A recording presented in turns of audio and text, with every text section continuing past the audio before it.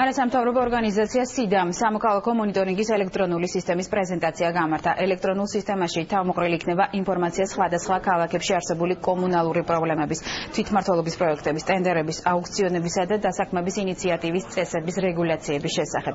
ამ დროისთვის ვებგვერდზე მოსახლეობის მიერ 800-ზე მეტი პეტიციაა ატვირთული, საიდანაც 180-მდე უკვე გადაჭრილია.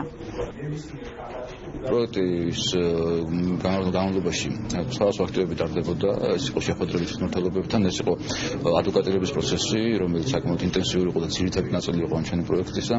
პროექტის პარალელში შეიქმნა ინტერნეტ პორტალი CMSG, რომლის საშუალებითაც მოსახლეობა შეუძლია თვალყური მიადანოს ყველა იმ პროცესს, რაც ხდება მის ქალაქში და ასევე შეუძლიათ ატვირთონ სხვადასხვა პრობლემები, ინფრასტრუქტურის სახის და კომუნალური სახის პრობლემები ამ საიტზე და შემდგომში თვალი მიადანონ მას დააწყვეტას. ეს არის ძალიან ოპერატიული ინფორმაციების მოწოდება, ამავე დროს ოპერატიული რეაგირება და ეს ჩვენთვისაც მნიშვნელოვანია, იმიტომ რომ გვიდეს პულსზე ხელი, რა ხდება ქალაქში და ყველაზე მთავარი და ყველაზე მნიშვნელოვანი ის არის, რომ მოქალაქეებისთვის ეს არის ძალიან ხელმისაწვდომი, ძალიან მოხერხებული და მათი ჩართულობაც ამით რა თქმა უნდა იზრდება.